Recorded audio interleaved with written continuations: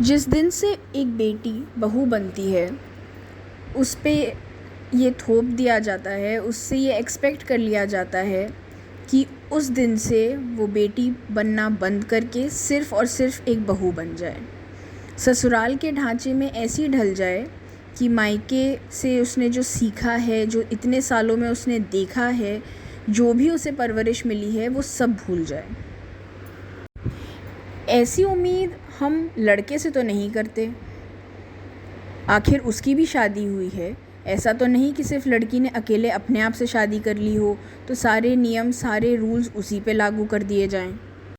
इस बात का एक रीज़न ये बताया जाता है कि लड़कियां स्ट्रॉन्ग होती हैं, तो वो अपना घर परिवार, अपने माता पिता, भाई बहन, सारे रिश्ते नाते पीछे छोड़ के एक नए घर में आती हैं, नए रिश्ते बनाती हैं, तो वो ये कर सकती हैं। तो जो स्ट्रॉन्ग है हम उस पे ज़्यादा बोझ डालते रहें और जो वीक है हम उसे सिखाएं ना, ये तो फेयर ही नहीं है। सास कहती है कि अब तुम इस परिवार की बहू हो, अब तुम हमारे कुल की हो, तो तुम्हें वही मानना होगा, वही करना होगा जो हमारे यहाँ होता है। पति कहता है तुम अब हमारा वंश आगे बढ़ाने वाली हो, तुम्हें आगे अपने हमारे बच्चों को भी वही सिखाना है जो हमारे परिवार में होता आया है।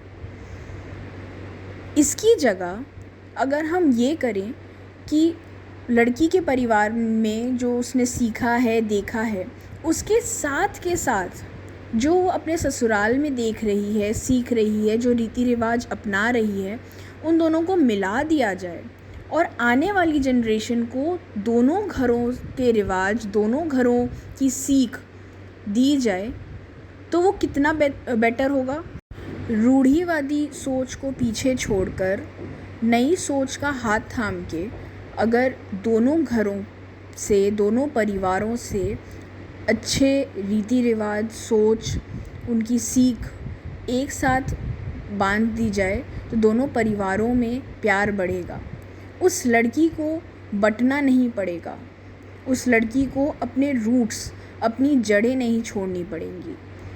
जब हम लड़के से ये चीज़ें एक्सपेक्ट नहीं करते, जब हम दामाद पे ये चीज़ें फोर्स नहीं करते, एक्सपेक्ट नहीं करते, तो सेम चीज़ हमें बहू के साथ भी नहीं करनी चाहिए।